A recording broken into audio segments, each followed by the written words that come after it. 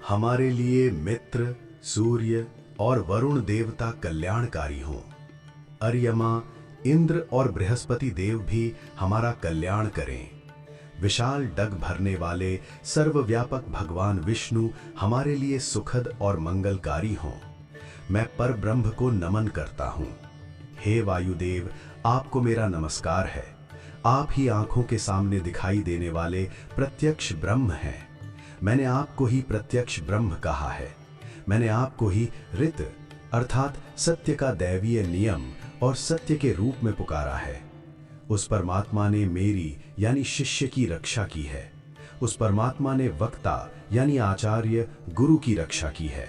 हाँ, उन्होंने मेरी और मेरे आचार्य दोनों की भली भांति रक्षा की है।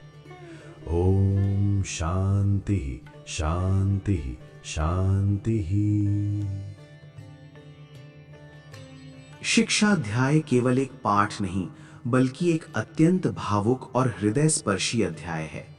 यह हृदय का उपदेश है, जहां एक हृदय दूसरे हृदय से संवाद करता है। विदाई के समय गुरु अपने शिष्य को ये मंगल कामना देते हैं, तुम्हारा हृदय सोने की तरह शुद्ध और तेजस्वी बने, तुम्हारा संपूर्ण जीवन प्रभुमय हो जाए। ये भावपूर्ण उपदेश अंतिम मंत्र के साथ पूरा होता है। इसके पश्चात गुरु और शिष्य दोनों एक साथ शांति मंत्र का पाठ करते हैं। ओम सह नाववतु सह नौ भुनक्तु सह वीर्यम करवावहै तेजस्विनावधीतमस्तु मां विद्विषावहै। इस मंत्र के भाव में शिष्य कहता है, गुरुदेव, मैं आपसे चाहे कितनी भी दूर चला जाऊं, अलग रहूं, फिर भी मानसिक रूप से मैं निरंतर आपके साथ ही रहूंगा। वहीं गुरु कहते हैं, तुम मुझसे कितनी भी दूर रहो, मुझे तुम्हारा स्मरण सदा रहेगा। मंत्र के अंश मां विद्विषावहै का मर्म समझाते हुए गुरु कहते हैं, शिक्षण के दौरान मुझसे कोई भूल हुई हो या कभी तुम्हें कड़वा बोलना पड़ा हो तो उसके कारण मुझसे द्वेष मत करना। मैं तो तुमसे कभी द्वेष कर ही नहीं सकता। वास्तव में तुम ऐसा मत करो या गलत मत करो, ऐसा रोकने टोकने वाला गुरु के सिवाय और कोई नहीं होता। अन्य लोगों को कोई फर्क नहीं पड़ता। वे सोचते हैं कि सामने वाला चाहे गड्ढे में गिरे, हमारा क्या जाता है। ऐसे लोग कभी कड़वे नहीं बनते क्योंकि उन्हें कड़वा बनने की जरूरत ही नहीं होती। कड़वा सच केवल वही व्यक्ति बोल सकता है जिसके हृदय में प्रेम हो, जिसे शिष्य की चिंता हो। गुरु वो व्यक्ति है जो ये नहीं सोच सकता कि मरने दो, ये उसका भाग्य है, वो भुगतेगा। गुरु कभी शिष्य का साथ नहीं छोड़ते। गुरु का भाव ये होता है कि शिष्य को गड्ढे में गिरने से बचाना चाहिए। वे शिष्य को समझाते हैं, शायद मैंने तुम्हें ऐसी बातें कही होंगी जो तुम्हें अच्छी न लगी हो, मैंने तुम्हें रुलाया भी होगा, लेकिन मैंने ऐसा इसलिए किया ताकि आगे के जीवन में तुम हमेशा हंसते रहो। इसलिए मन में मेरे प्रति द्वेष मत रखना। यदि तुम द्वेष रखोगे तो मेरा कुछ नहीं बिगड़ेगा, नुकसान तुम्हारा ही होगा। स्वयं भगवान श्री कृष्ण को भी अर्जुन से कहना पड़ा था, न श्रोष्यसि विनक्ष्यसि, अर्थात यदि मेरी बात नहीं सुनोगे तो नष्ट हो जाओगे। इसी भावना के साथ गुरु शिष्य सह नाववतु की प्रार्थना करते हैं। अंत में शिष्य गुरु को नमन करते हुए कहता है, गुरुदेव, आपकी कही हर बात मुझे स्वीकार है। मैं आपसे द्वेष करूं ये कभी संभव ही नहीं है, इसलिए आपको चिंता करने की आवश्यकता नहीं है। मुझे ये समझ आ गया है कि यदि आपने कभी कड़वा बोला तो वो मेरे हित के लिए ही था। अब मैं विदा लेता हूँ। आपने जैसा बताया है मैं वैसा ही आचरण करूंगा और ये जीवन प्रभु का है, यही समझकर हंसते हंसते जीवन व्यतीत करूंगा। विदाई से पूर्व आपके चरणों में बैठकर आश्रम के इस पवित्र वातावरण में मैं एक प्रार्थना करता हूँ कि हमारे दिन और रात सुखद बने। ये सत्य है कि जिन लोगों को दिन रात सुखद नहीं लगते, उनका विकास नहीं हो पाता। मनुष्य का विकास तभी संभव है जब उसे भीतर से ये अनुभव हो कि मैं एक सुखी मनुष्य हूँ। इसीलिए देवताओं से प्रार्थना की गई है, शन्नः मित्रः शन वरुणः, अर्थात सूर्य और वरुण देवता हमारा कल्याण करें। सूर्य देव से मुझे तेज की प्राप्ति हो। चूंकि सूर्य भास्कर ही आरोग्य के दाता हैं, इसलिए यदि मुझे सुखद जीवन जीना है तो मुझे उनसे उत्तम स्वास्थ्य मिले। सूर्य और वरुण दोनों मेरे लिए सुखकारी हों। अर्यमा नः शन भवतु। अर्यमा नेत्रों के वैदिक देवता है। यदि ये देवता प्रसन्न हो जाएं तो मनुष्य की दृष्टि बदल जाती है। इसी भाव के साथ शिष्य गुरु के समक्ष प्रार्थना करता है कि मेरे नेत्र तेजस्वी बने, मेरी आंखों में दीनता या लाचारी ना हो बल्कि प्रेम हो, मेरी दृष्टि कामुक ना होकर पवित्रता से भरी हो। ये कितनी श्रेष्ठ और भव्य मांग है। अब जब मैं जीवन की राह पर आगे बढ़ूंगा तो जगत और संसार के प्रति मेरी दृष्टि तेजस्वी, स्नेही और वासना से मुक्त होकर पूर्णतः पवित्र रहे। मानव जीवन को सुखी बनाने के लिए जीवन के प्रति अपना दृष्टिकोण बदलना आवश्यक है। जब तक दृष्टि नहीं बदलती, मनुष्य कभी सुखी नहीं हो सकता। ये एक भ्रम है कि केवल भौतिक सुख सुविधाओं और साधनों के आ जाने से मनुष्य सुखी हो जाएगा। जीवन को देखने की दृष्टि बदलना ही 21वीं सदी की सबसे बड़ी आवश्यकता और आह्वान है। आज हर व्यक्ति की दृष्टि भोगवादी हो गई है। मनुष्य बस यही देखता रहता है कि उसे दुनिया से या दूसरों से क्या मिला। यदि हम केवल इसी हिसाब किताब में जिएंगे कि हमें एक दूसरे से क्या प्राप्त हुआ, तो जीवन में कभी सच्चा सुख नहीं मिलेगा। हमें दूसरों से कितना सुख मिला, इस भोगवादी दृष्टिकोण को छोड़कर भक्ति का दृष्टिकोण अपनाना होगा। इसी उद्देश्य से भगवान ने गीता में विभूति योग और विश्वरूप दर्शन का ज्ञान दिया है, जिसके माध्यम से वे यही समझाते हैं कि जगत को देखने का अपना नजरिया बदलो। ये सृष्टि केवल उपभोग या भोग विलास के लिए नहीं है, बल्कि ये सेवा और प्रेम के लिए है। हम जिससे प्रेम करते हैं उससे हमें बदले में कितना सुख भोग मिला, ये विचार मन में नहीं आना चाहिए। उदाहरण के लिए, मनुष्य पैसे से प्रेम करता है, लेकिन वो केवल यही सोचता है कि उस पैसे से उसे कितना भोगने को मिला। इसका अर्थ ये हुआ कि उसे वास्तव में पैसे से प्रेम नहीं है, बल्कि उसकी दृष्टि केवल अपनी ओर है कि उसे कितना सुख प्राप्त हुआ। ये एक बहुत बड़ी समस्या है। ऐसा दृष्टिकोण केवल भौतिकवादियों यानी जड़वादियों का ही नहीं है, बल्कि ईश्वर में मानने वालों यानी ईश्वरवादियों की दृष्टि भी वैसी ही हो गई है। यदि हम अपनी दृष्टि नहीं बदलेंगे तो चाहे कितना भी भौतिक वैभव क्यों न प्राप्त हो जाए, मनुष्य कभी सुखी नहीं हो पाएगा। मैं अक्सर कहता हूं कि भौतिक दृष्टि से अमेरिका एक सुखी राष्ट्र है। वहां के लोगों को लगता है कि जब सभी को पर्याप्त भोजन, वस्त्र, राजनीतिक अधिकार और भोग विलास के साधन मिल गए हैं तो वे सुखी हैं।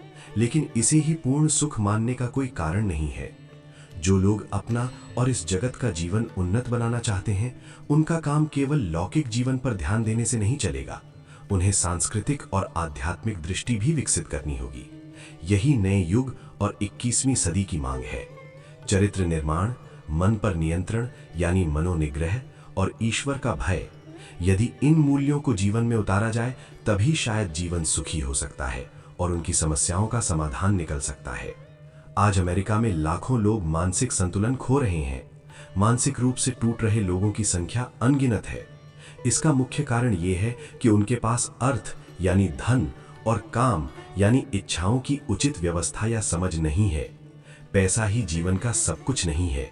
जीवन को देखने का सही दृष्टिकोण मिलना अत्यंत आवश्यक है। परंतु प्रश्न ये है कि ये दृष्टिकोण कौन देगा और कैसे देगा? ये एक गंभीर और विचारणीय प्रश्न है। इसीलिए जब शिष्य विदा लेता है तो वो प्रार्थना करता है, शम नः भवतु अर्यमा। यहाँ नेत्रों के देवता अर्यमा से ये कामना की गई है कि हमारी दृष्टि मंगलमय हो। ये जगत उपासना के लिए है, भोगने के लिए नहीं। ईश्वर से ऐसी ही दृष्टि प्रदान करने की मांग की गई है। जीवन में सोने जैसी उत्तम दृष्टि लानी चाहिए, लेकिन इसके विपरीत लोग केवल इसी हिसाब किताब में लगे रहते हैं कि उन्होंने कितना सोना इकट्ठा किया। सोने की लंका का अर्थ ही है उन लोगों की लंका जो केवल ये सोचते हैं कि उनकी जेब में कितना सोना आया। और हम जानते हैं कि वो सोने की लंका जल गई थी। वो दिन आज का ही पवित्र दिन था। रामायण के अनुसार मार्गशीर्ष शुक्ल पक्ष की त्रयोदशी चतुर्दशी के दिन लंका दहन हुआ था। जिस राष्ट्र की दृष्टि केवल सोने पर टिकी हो, उसका दहन होना ही चाहिए। यदि सबकी दृष्टि केवल इसी बात पर हो कि कितना सोना मिला, दूसरों से क्या लाभ हुआ या कितना फायदा हुआ, तो चाहे वो रावण की लंका हो वो जलेगी, और यदि वो कृष्ण की द्वारका हो तो वो भी डूबेगी। सृष्टि का प्रवाह किसी का लिहाज नहीं करता।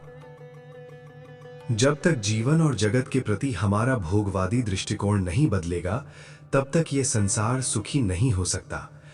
जड़वादी या भौतिकवादी लोग मानते हैं कि ये जगत भोगने के लिए है। वहीं खुद को ज्ञानी समझने वाले कुछ लोग मानते हैं कि ये जगत तुच्छ है, निम्न है और दुखमय है। हमारे शास्त्रकारों को ये दोनों ही दृष्टिकोण मान्य नहीं है, इसलिए इन दोनों ही प्रकार के लोगों को अपना नजरिया बदलने की आवश्यकता है।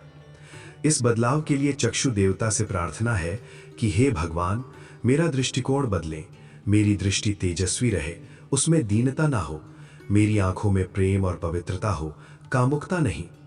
जिस देश में ऐसे उच्च गुणों की आनुवंशिक परंपरा और विरासत है, उस देश को ऐसा दृष्टिकोण अपनाने का साहस दिखाना ही होगा। हमारे ऋषियों और पूर्वजों ने वर्षों तक इस धरती में इन संस्कारों के बीज बोए हैं, इसलिए देर सवेर इनके अंकुरित होने की पूरी संभावना है। और जब यह होगा, तब उस वृक्ष की शीतल छाया में पूरी दुनिया को शांति मिलेगी। आज नेत्रों के देवता अर्यमा की ओर किसी का ध्यान ही नहीं जाता। अगर थोड़ा अलग ढंग से कहें तो अर्यमा चश्मा बदलने वाले देवता है। हमें भगवान से प्रार्थना करनी चाहिए कि वे हमें ऐसा हरा चश्मा दें जिसे पहनने के बाद हमारी दृष्टि बदल जाए और ये पूरा जगत हमें हरा भरा और सुंदर दिखाई दे। आज के समय में हर स्नातक यानी विद्यार्थी की भगवान से यही मांग होनी चाहिए कि हे प्रभु, मुझे ऐसी दृष्टि दें जिसे मैं खुद भी धारण करूं और दूसरों को भी दे सकूं। 21वीं सदी में ऐसी दिव्य दृष्टि प्राप्त करना ही हमारी सबसे बड़ी मांग होनी चाहिए। जिस प्रकार नेत्र देवता अर्यमा से जीवन को देखने की दृष्टि मांगी गई, उसी प्रकार शन्नः इंद्र बृहस्पति मंत्र के द्वारा इंद्र और बृहस्पति देव से कल्याण की कामना की गई है। जैसे सूर्य देव से हमने शारीरिक बल मांगा, वैसे ही इंद्र देव से मनोबल की मांग की गई है। बिना मनोबल के मनुष्य किसी व्यक्ति या किसी महान तत्व सिद्धांत से सच्चा प्रेम कर ही नहीं सकता। प्रेम करने के लिए असीम मनोबल की आवश्यकता होती है। ऐसा नहीं है कि हम प्रेम नहीं करते, लेकिन हमारा प्रेम तभी तक टिकता है जब तक हमारा स्वार्थ सधता है। वास्तव में ये प्रेम नहीं, मोह है। प्रेम एक स्वतंत्र अनुभूति है। सच्चा प्रेम ना होने के कारण ही आज छोटी छोटी घटनाओं पर भी तुरंत संबंध टूटने या अलग होने की बातें होने लगती हैं। किसी भी तत्व या व्यक्ति से प्रेम करना कोई साधारण बात नहीं है। जिससे प्रेम हो, उसके लिए अपना सर्वस्व न्योछावर करने की तैयारी होनी चाहिए, और ये केवल तभी संभव है जब हमारे भीतर दृढ़ मनोबल हो। उदाहरण के लिए, संतान के प्रति प्रेम के कारण ही स्त्री जाति ने सदा के लिए एक प्रकार की अधीनता, यदि आप इसे गुलामी कहना चाहें, स्वीकार कर ली। यदि हम बाइबल के संदर्भ में देखें तो जब ईव को संतान हुई तो उनके भीतर स्वामित्व की भावना जागी कि ये मेरा बच्चा है। स्वामित्व का भाव छोड़ना बहुत कठिन होता है। उस बच्चे के लिए मैं क्या कुछ न कर दूं, अपना सब कुछ दे दूं। इसी भावना के वशीभूत होकर उसने पुरुष से यानी आदम से कहा कि इस बच्चे को पाल पोस कर बड़ा करना है। क्या तुम इसमें मेरी मददगार बनोगे? यदि तुम सहायता करोगे तो मैं जीवन भर तुम्हारी बात मानूंगी, तुम्हारी गुलाम रहूंगी। बच्चे को बड़ा करने के लिए स्त्री ने अपना पूरा व्यक्तित्व पुरुष के हाथों में सौंप दिया। स्त्री का अपनी संतान पर प्रेम था, इसीलिए उसने ये अधीनता स्वीकार की और अपने व्यक्तित्व का त्याग कर दिया। सार ये है कि यदि किसी तत्व या व्यक्ति से सच्चा प्रेम करना है तो उसके लिए त्याग देना पड़ता है, और उस त्याग के लिए मनोबल विकसित करना पड़ता है। इसीलिए इंद्रदेव से मनोबल की मांग की गई है, ताकि उस मनोबल के सहारे मैं अपनी जीवन रूपी नौका को भंवर से निकालकर दूसरे किनारे तक ले जा सकूं। शिष्य ने बृहस्पति देव से भी कल्याण की मांग की है। बृहस्पति बुद्धि के देवता हैं। उनसे प्रार्थना है कि वे मेरा कल्याण करें, जीवन में कभी भी मेरी बुद्धि भ्रष्ट ना हो। शिष्य गुरु से कहता है, गुरुदेव, अब मैं यहां से जा रहा हूं। आपके चरण स्पर्श करके और आशीर्वाद लेकर विदा ले रहा हूं। मैंने आपसे ज्ञान तो प्राप्त कर लिया है, लेकिन यदि कभी मेरी बुद्धि बिगड़ गई तो? मनुष्य चाहे कितना भी अच्छा क्यों ना हो, उसकी बुद्धि कब भ्रष्ट हो जाए इसका कोई भरोसा नहीं। इसीलिए बुद्धि के देवता बृहस्पति से शिष्य की प्रार्थना है कि उसकी बुद्धि कभी ना बिगड़े और वो सदैव कल्याणकारी विचार ही करे। इसके पश्चात वो भगवान विष्णु से प्रार्थना करते हुए कहता है, शन्नः विष्णुरुक्रमः। मैं अब यहां से जा रहा हूं, अतः विशाल डग भरने वाले भगवान विष्णु मेरा कल्याण करें। यहाँ विस्तीर्ण या विशाल का अर्थ राक्षस जैसे बड़े पैर नहीं, बल्कि ऐसे व्यापक कदम हैं जिनमें पूरा विश्व समा जाए। वे निस्वार्थ भाव से दौड़ते हैं। शिष्य प्रार्थना करता है कि मेरे पैर भी ऐसे ही विशाल और परोपकारी बने। सामान्यतः सभी लोग केवल अपने स्वार्थ के लिए ही भाग दौड़ करते हैं। जीवन में थोड़ा बहुत स्वार्थ होना समझ में आता है, लेकिन मनुष्य को केवल स्वार्थ के लिए ही नहीं दौड़ना चाहिए, उसके पैर निस्वार्थ कार्यों के लिए भी दौड़ें। शिष्य अपने पैरों में ऐसी ही शक्ति आने की प्रार्थना करता है। इस प्रकार जब शिष्य जीवन विकास से जुड़ी ये सभी मांगे रख देता है, तब गुरु कहते हैं, तथास्तु वत्स, बेटा वैसा ही हो। गुरु आश्वस्त करते हैं कि वास्तव में तुमने जो कुछ भी मांगा है वो तुम्हें मिल ही गया है और आगे भी मिलता रहेगा। इसके बाद शिष्य ईश्वर की ओर मुख करके उन्हें नमन करते हुए कहता है, नमो ब्रह्मणे। हे ब्रह्म स्वरूप व्यापक परमात्मा, आपने ही मुझे संभाला है। आपने मुझे शक्ति दी, तभी मैं विद्या ग्रहण कर सका। मुझ में इतनी बुद्धि कहाँ थी कि मैं स्वयं पढ़ पाता। हे प्रभु, ये सारा श्रेय आपको ही जाता है। अब गुरु कहते हैं, तुम्हारी शिक्षा पूर्ण हुई, तुम गृहस्थ जीवन में प्रवेश करने योग्य हो गए हो। अब जगत में जाओ और बताए गए आदर्शों के अनुसार जीवन व्यतीत करो। ब्रह्म कैसा है ये कौन जाने, लेकिन तुम जीवन में एक आदर्श स्थापित करके आए हो। ध्यान देने योग्य बात यह है कि शिक्षावल्ली के शुरुआती मंत्रों में जिन क्रियाओं का प्रयोग भविष्य काल में ऐसा हो में किया गया था, अब अंत में उन्हीं को भूतकाल में बदलकर शिष्य कहता है, नमस्ते वाय त्वमवेव प्रत्यक्षम ब्रह्मासि। अर्थात हे वायुदेव, आप ही प्रत्यक्ष ब्रह्म सिद्ध हुए हैं। प्रारंभ में जब मैं तपोवन में आया था, तब वायुदेव को नमन करके ही भीतर प्रविष्ट हुआ था। वायु सेवा के देवता हैं। उस समय मैंने उनसे यही प्रार्थना की थी कि वे मुझ पर प्रसन्न हों। अज्ञात रहकर और बिना किसी अपेक्षा के प्रेम पूर्वक सेवा करना बहुत कठिन कार्य है। मैंने वायुदेव से ही ऐसी निस्वार्थ सेवा की दीक्षा ली थी और उसी के फलस्वरूप मैं ज्ञान प्राप्त कर सका हूँ। ज्ञान कब मिलता है? जब मन में सेवा की वृत्ति हो। मैंने गुरु की सेवा की, इसीलिए मुझे ज्ञान मिला। यदि मैंने सेवा न की होती तो गुरु अपना हृदय न खोलते, गूढ़ ज्ञान न देते। यदि प्रभु की सेवा न की होती तो प्रभु मुझे अपना न कहते। तपोवन में रहने वाले अन्य सभी जनों की सेवा की, इसीलिए उनसे भी मुझे कुछ न कुछ सीखने को मिला। मैंने सृष्टि यानी प्रकृति की सेवा की तो सृष्टि भी मुझसे बातें करने लगी। जब मैं आम के वृक्ष के नीचे बैठकर चिंतन करता तो मुझे नई प्रेरणा मिलती और मेरे जीवन की उलझनें सुलझ जाती थीं। मैंने ऋषियों की सेवा की तो वे चलते चलते मेरे कानों में जीवन के मंत्र कह गए। सबकी सेवा करने के कारण मेरे लिए कुछ भी कठिन नहीं रहा। सबकी सेवा करने का ये गुण मैंने वायुदेव से ही ग्रहण किया। यदि ये गुण ना अपनाया होता तो मुझे ज्ञान कहाँ से प्राप्त होता? सेवा हमारी भारतीय परंपरा है। हमारे लिए अध्ययन करना माँ सरस्वती की पूजा के समान है। इसीलिए हम सुबह उठकर बिना स्नान किए पुस्तक खोलकर पढ़ने नहीं बैठते। ये हमारी संस्कृति नहीं है। ऐसा केवल आजीविका यानी रोटी कमाने के उद्देश्य से की जाने वाली पढ़ाई में हो सकता है।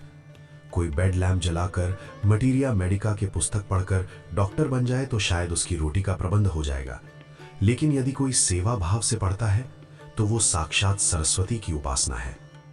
जब विद्यार्थी इस भावना से पढ़ता है कि माँ सरस्वती ही मेरा पोषण करेंगी, तो वो सुबह उठकर स्नान करके ही पढ़ने बैठेगा। कम से कम हाथ मुंह धोकर और कुल्ला करके तो बैठेगा ही। यदि वो बिना नहाए बिना कुल्ला किए अस्वच्छ मुख से पढ़ने बैठता है तो वहां सरस्वती का वास नहीं होता, विद्या नहीं फलती। सरस्वती की सेवा का यह संस्कार मैंने वायुदेव से ही पाया है। अंत में शिष्य कहता है, अब मेरी शिक्षा पूर्ण हो गई है। वायुदेव मुझे पढ़ाने वाले मेरे सखा यानी मित्र हैं। इसीलिए तपोवन में प्रवेश करते समय मैंने उन्हें नमन किया था और अब विदा लेते समय भी उन्हें नमन करके ही जा रहा हूं। इसके पश्चात शिष्य वायुदेव को संबोधित करते हुए कहता है, त्वमेव प्रत्यक्षम ब्रह्मासि, यानी तुम ही प्रत्यक्ष ब्रह्म हो। हे वायुदेव, आपने ही मुझे सेवा का मर्म समझाया है। आपके जीवन को आदर्श मानकर ही मैंने सेवा वृत्ति अपनाई है। इसी कारण मुझे ये सारा ज्ञान प्राप्त हुआ है। अतः मेरी दृष्टि में आप ही साक्षात ब्रह्म है। त्वमेव प्रत्यक्षम ब्रह्मावदिशम, मैंने जीवन में आपको ही प्रत्यक्ष ब्रह्म माना है। ऐसा नहीं है कि आज सिद्धि या फल मिल जाने के बाद यहां से जाते समय मैं आपको नमन कर रहा हूं, बल्कि जब से मुझे इस आश्रम में प्रवेश मिला तभी से मैं आपको ब्रह्म मानता आया हूं। मुझे जो भी ज्ञान प्राप्त हुआ वो सेवा के कारण ही मिला है, इसीलिए मेरे लिए आप ही ब्रह्म हैं। मूल बात सेवा की भावना की है। सेवा भाव के बिना किए गए अध्ययन से जीवन का सही निर्माण नहीं होता। उदाहरण के लिए, गंगा में यदि भैंस नहाती है तो केवल उसका शरीर धुलता है, लेकिन जब मनुष्य श्रद्धा और भावना के साथ स्नान करता है तो शरीर के साथ साथ उसका मन भी धुल जाता है। जीवन में इस भावना का बहुत अधिक महत्व है। इसीलिए गीता में भगवान ने परिप्रश्नेन सेवया अर्थात प्रश्न और सेवा द्वारा ज्ञान प्राप्ति का महत्व बताया है। यदि हम गीता के 18 अध्याय पढ़ भी लें, लेकिन मन में सेवा की भावना न हो तो जीवन पर उसका कोई प्रभाव नहीं पड़ेगा। सेवा में अद्भुत शक्ति है। जिस अनुपात में सेवा और भक्ति बढ़ेगी, उसी अनुपात में ज्ञान भी बढ़ेगा। इसके बाद शिष्य आगे कहता है, ऋतम अवादिशम, मैंने आपको ही ऋत माना है, इसलिए जब से मैं यहाँ आया हूँ मैं ऋत स्वरूप होकर रहा हूँ। ऋत का अर्थ है जो बात बुद्धि में उतर जाए यानी समझ आ जाए, उसे आचरण में लाने की हिम्मत। ऋत का अर्थ है प्रामाणिकता। तपोवन में आने के बाद मैंने ये निश्चय कर लिया था कि जो बात मेरी बुद्धि स्वीकार करेगी उसे करने की हिम्मत दिखाऊंगा। इसी कारण मेरा जीवन पुष्प खिल सका है। ऋत में यही शक्ति है। कई बार ऐसा होता है कि बुद्धि किसी विचार को सही मानती है, लेकिन उस अनुसार कार्य करने की हिम्मत मनुष्य में नहीं होती। ऐसा व्यक्ति ऋत नहीं कहला सकता। वो या तो कमजोर है या पाखंडी। ऐसे लोग जीवन में विकास नहीं कर पाते। शिष्य कहता है कि जब मैं तपोवन में था तो जो कुछ मेरी बुद्धि ने स्वीकारा मैंने वही किया। फिर शिष्य कहता है, सत्यम अवादिशम, मैंने सत्य बोला। जो बात बुद्धि में उतरी उसे जीवन में उतारने के लिए मैंने 12 वर्षों तक जो तपस्या की, ये उसी का फल है। जो प्रभु के निकट पहुंचा दे, ऐसे सत्य का ही मैंने 12 वर्षों तक आचरण किया है। अब विद्याभ्यास पूर्ण होने पर कृतार्थ भाव के साथ वो ये प्रार्थना करता है। मैं एक घरेलू उदाहरण देता हूँ।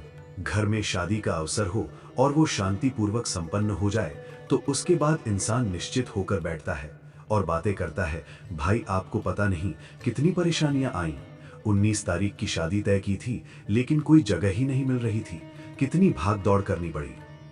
उस समय उस व्यक्ति को कष्ट था, लेकिन शादी पूरी हो जाने के बाद आज उसे उस बात का भी आनंद है।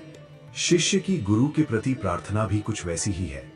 ये पढ़ाई पूरी होने के बाद का एक मानसिक संतोष है, लेकिन शिष्य को इस बात का पूरा भान है, एहसास है कि ये सब उसके अकेले के प्रयास या कर्तृत्व से नहीं हुआ है। वो कहता है, तत् माम आवीत, उस परमात्मा ने 12 वर्षों तक मेरी रक्षा की है। तत् वक्तारम आवीत, उन्होंने ही मेरे वक्ता या आचार्य की रक्षा की है। हम दोनों की रक्षा हुई, इसीलिए तो मैं इस तरह तैयार हो पाया हूं। अंत में वो ओम शांति ही शांति ही शांति ही का उच्चारण करता है। ये आधि भौतिक, आधि दैविक और आध्यात्मिक इन तीनों प्रकार की शांति के लिए प्रार्थना है, ताकि पूरी सृष्टि में ऐसी ही शांति बनी रहे। इसके बाद सत्यम अवादिशम, मैंने सत्य बोला, और ऋतम अवादिशम, मैंने ऋत का आचरण किया। इन दोनों वाक्यों को 5-5 बार बोलकर वो तेजस्वी शिष्य आश्रम से विदा लेता है। जब शिष्य आश्रम के प्रांगण से बाहर निकलता है तो वो केवल विद्या स्नातक नहीं बल्कि विद्या व्रत स्नातक बनकर निकलता है। तपोवन में 12 वर्ष रहकर उसने केवल पुस्तकों का अध्ययन नहीं किया, न ही सिर्फ कोई डिग्री हासिल की है, बल्कि उसने जीवन में कुछ व्रत धारण किए हैं। सच्ची शिक्षा वही कहलाती है जिससे जीवन में व्रत मिले। 12 वर्ष तपोवन में पढ़ने के बाद वो सही अर्थों में विद्वान बनकर बाहर आता है। जिसके जीवन में व्रत नहीं है, हमारी संस्कृति उसे विद्वान मानती ही नहीं है। विद्वान का वास्तविक अर्थ इस श्लोक में है, सत्यम तपो ज्ञानम अहिंसता च विद्वत् प्रमाणम च सुशीलता च एतानि यो धारयते स विद्वान न केवलम यह पठति स विद्वान। अर्थात सत्य, तप, ज्ञान, अहिंसा और सुशीलता ये विद्वत्ता के प्रमाण हैं। जो इन गुणों को धारण करता है वही विद्वान है। केवल जिसे पाठ रटना आता हो वो विद्वान नहीं है। जहां से ऐसी शिक्षा प्राप्त हो उसे ही सच्चा विश्वविद्यालय कहा जा सकता है। विश्वविद्यालय का अर्थ केवल विश्व, दुनिया का ज्ञान होना नहीं है, बल्कि विश्वंभर, परमात्मा का ज्ञान होना है। जहां मुझे ये सिखाया जाए कि मेरा और विश्वंभर का क्या संबंध है तथा मेरा और इस विश्व का क्या संबंध है, वही सच्चा विश्वविद्यालय है। फिर चाहे वहां पढ़ने वाले विद्यार्थी केवल 2 ही क्यों ना हो। मनुस्मृति के अनुसार यदि ऐसा वेद विद्या व्रत स्नातक युवक तपोवन से अपने घर लौट रहा हो और रास्ते में हाथी पर सवार होकर राजा आ रहा हो, तो राजा को पहले उस युवक के लिए रास्ता छोड़ना पड़ता है। इसका कारण यह है कि वो युवक एक सच्चा वीर पुरुष है। विद्या और व्रत धारण करने वाला वो स्नातक न केवल स्वयं सुधरेगा, बल्कि पूरे जगत को भी सुधारेगा। वो स्वयं दिव्य जीवन जिएगा और दुनिया को भी दिव्य बनाएगा। मनुस्मृति में मनु महाराज ने एक और बात कही है कि यदि कोई गर्भवती स्त्री रास्ते से जा रही हो तो राजा को उसे भी पहले रास्ता देना चाहिए। उस विद्याव्रत स्नातक और गर्भवती स्त्री को सम्मान देने के पीछे एक ही भाव है। जैसे हम ये नहीं जानते कि वो स्नातक अपना गृहस्थ जीवन शुरू करने के बाद समाज के लिए क्या महान कार्य करेगा, वैसे ही हम ये भी नहीं जानते कि उस गर्भवती स्त्री के गर्भ में कौन सा महापुरुष पल रहा है। इसीलिए राजा इन दोनों को पहले मार्ग देकर उनका सम्मान करते हैं। आज के विश्वविद्यालयों से हजारों छात्र डिग्री लेकर निकलते हैं, लेकिन उनके बजाय यदि ऐसे संस्कारवान 25-50 विद्याव्रत स्नातक भी तैयार हो जाएं, तो वो दुनिया की सूरत बदल सकते हैं। इसीलिए स्वामी विवेकानंद ने कहा था, मुझे 100 नचिकेता दे दो, मैं पूरी दुनिया बदल दूंगा। ऐसे संकल्पवान युवा ही जगत की दृष्टि और जीवन को बदलेंगे। जो ऐसे युवाओं का तैयार करे, वही सच्ची शिक्षा है। ये आने वाले युग की मांग है। यदि ऐसे लोग तैयार नहीं हुए तो आने वाला युग रोएगा। 21वीं सदी के लोगों की आंखों से दुख के आंसू बहेंगे। सुख सुविधा के साधन और रोटी मिलने के बाद भी यदि जीवन में स्वास्थ्य, शांति और समाधान, संतोष न हो, तो वो सुख किस काम का। और संभव है कि भविष्य की पीढ़ी हमें कोसते हुए कहे कि 50 साल पहले पैदा हुए हमारे माता पिता को इतनी समझ होनी चाहिए थी कि वे समाज के लिए ऐसे उत्तम लोग तैयार करके जाते। अंत में विदाई का दृश्य है। वेद विद्या स्नातक शिष्य आश्रम से बाहर निकलते समय पीछे मुड़कर देखता है। तपोवन छोड़ते समय उसके कदम आगे नहीं बढ़ते। गुरु का हृदय भी भर आता है। उस समय की भावनाओं, उस वियोग और संवेदना की कल्पना केवल उसी स्थिति से की जा सकती है जब बेटी को ससुराल विदा करते समय बेटी और माता पिता के दिल में जो भाव उमड़ते हैं। पीछे मुड़कर देखते हुए विदा ले रहे शिष्य से गुरु कहते हैं, शांते करिष्यसि पदम पुनः आश्रमेस्मि, अर्थात वत्स, तुम शांति पूर्वक अपने गृहस्थ जीवन के कर्तव्यों को पूरा करके पुनः इस आश्रम में लौट आना। ये कहकर वे उसे विदा करते हैं। शिष्य भी पुनः मुड़कर भगवान और गुरु के चरणों में नमन करता है, आशीर्वाद लेता है और प्रस्थान करता है।